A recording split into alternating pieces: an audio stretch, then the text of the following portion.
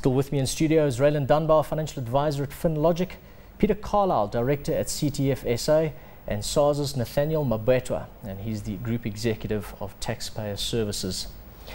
Now, before we continue with our discussion, let's take a quick look at another viewer's question we received. It's from Sarah in Rand Park Ridge, and she asks, I'm an employee and have underestimated my travel allowance for last year. Can I have a claim for additional costs?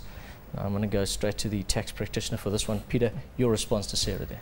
In terms of a travel allowance per se, no. If the travel allowance, the deduction that she's entitled to will be limited to the travel allowance that she received. So she will not be able to claim any more against the travel allowance. However, if Sarah is a commissioned earner, and there the Act refers to mainly, if she earns her income is mainly commission based, the courts have defined that as to be more than 50%.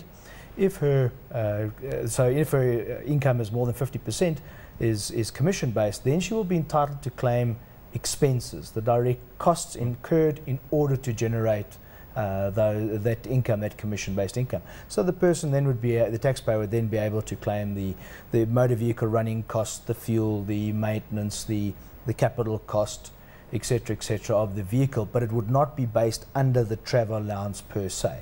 Okay, so this really sits outside of it. Key question, do you earn more or less of your income in commission, or any at all? I think that's the next thing. It's a 50% rule is quite important. SARS does adhere to that quite closely. Okay, so more than 50%, you may be in with an opportunity to claim. Under 50%, then potentially not. If it's been a bad year, unfortunate for you. Rayland, we spoke a little bit about deductions. We mentioned medical aid, retirement annuities. The other one's income benefits, and I know this is another area where the industry, from an insurance point of view, has been very pro lump sums in the past. Now we're seeing the income benefit coming into its fore. One of the reasons is tax benefits. Maybe you can take the viewers through that quickly. Yeah, it's really important for people to realize that any kind of income protection products that they have, whether it be sickness or disability income protection benefits, the actual premium is tax deductible, which effectively means whatever your marginal tax rate is, you're effectively getting that percentage back as a tax saving in terms of your return. So it's quite important for people to realize that they can actually deduct for these things. And the reason really for this is that your income protection products are tax deductible, because when you're receiving the income and the proceeds, if you become disabled or off sick for a long period of time, you're in a position where you're going to pay income tax on those benefits. So it's something that people need to be aware of to make sure that they are deducting. Otherwise, effectively, you're paying it after-tax money towards your premium, and if and when you're receiving your income, you're going to be taxed on that as well. So it's quite important. But a lot of people are using those benefits because, quite honestly, it's not as though a large percentage of people do claim from these benefits. So getting the tax break in terms of these benefits is often much more beneficial than being in a position where you're just going to get a tax lump sum, or a lump sum effectively that is tax-free from a capital perspective in terms of disability. Rather get the tax benefit on something that you've got certainty on, right? And of course, a taxman will eventually get his fair share. The other side of it was really the pension and retirement annuities, and I know there's been a little bit of uncertainty around that. Perhaps you could pick up on that quickly. Okay, retirement annuities are obviously completely tax deductible, and again, we're just talking now about the previous tax year. The idea really is that if you were contributing towards a retirement annuity plan, and obviously it's dependent in terms of your non-retirement funding income. So what would really happen is that you need to take into consideration if you've got a pension or provident fund in place with your company. Based on that amount, there's going to be generally a percentage that is now regarded as retirement funding income. That is the percentage of salary that your actual pension or provident fund is calculated on. The non-retirement funding income, which is usually things like your travel allowance or rental incomes or any other kind of income or commission, for example, that is not formed part of your actual retirement funding benefits, that is regarded as non-retirement funding income. Now, effectively, a person is allowed to contribute up to 15% of their non-retirement funding income towards a retirement annuity plan, which then is obviously tax deductible in their hands. And the idea really is that people are being encouraged to be able to contribute towards their retirement plans, take a lot of onus off of government effectively so that they're not claiming on the state when they retire. And by looking after yourself, you are actually achieving the tax break in the process. In addition to that, in a retirement annuity plan, people don't actually pay tax on their proceeds and the growth that happens in those funds. So it's really important that people make sure that they use these entities correctly. Also, if people are in a position where they are contributing to a retirement annuity plan, but they are already contributing their maximum in terms of their pension and provident fund, they need to either, if they are contributing still to a retirement plan, they need to make sure that they keep records every single year of what was not allowed in terms of that deduction. So that one day when they come up to their retirement age, they can then be able to prove that and obviously deduct it tax-free. Obviously, Nathaniel, I mean, we're having a look at it here. There's a lot that SARS expects, but they're willing to give back as well. What are some of the common mistakes that people are sort of coming across when looking at those deductions? Well, the common one is that people do not bring in their certificates. So if you're going to be going to the branch office to submit your return, we find that people pitch at the branch offices without all the required documents.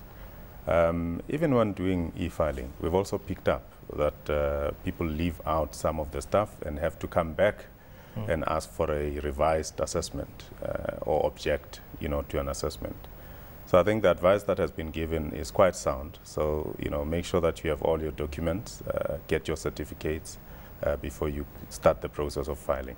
And I guess that goes for across the board, regardless of what it is that you're trying to claim against. Have the proof, have the certificates, have the documentation in place. If you've got that, it should be a lot easier for you to claim and actually do your submission easily.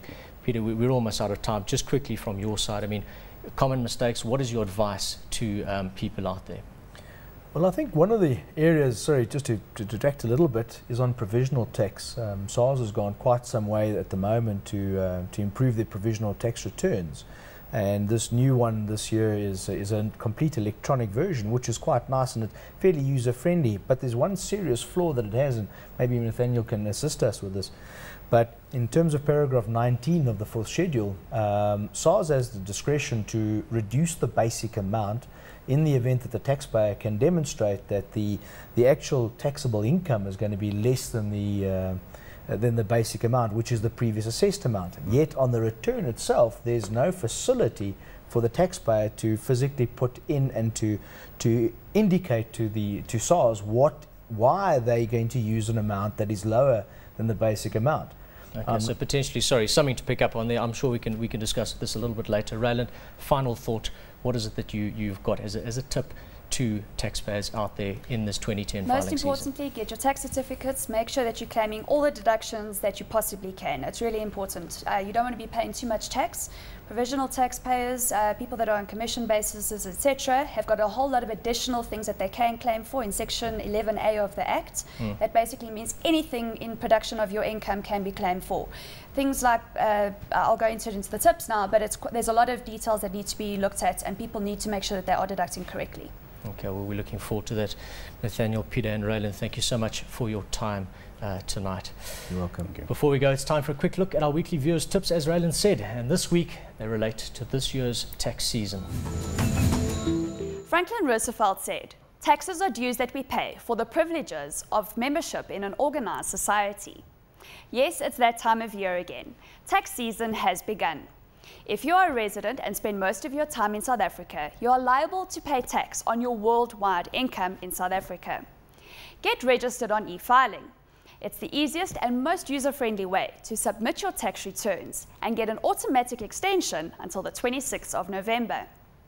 Remember to include your capital gains and losses in your tax return.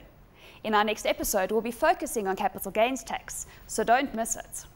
Always keep all records of previous returns, as if there is a discrepancy or if SARS audits you, you can easily provide the information needed. Self-employed people and commission earners have a number of additional deductions which are allowed. So here are a few tips to remember. You can deduct for accounting fees, including the fee charged by a tax consultant to submit your tax return, and you can also claim for bank charges. If you hold professional insurance or even have specified items on your short-term insurance, such as your cell phone or laptop, you can claim insurance premiums from tax.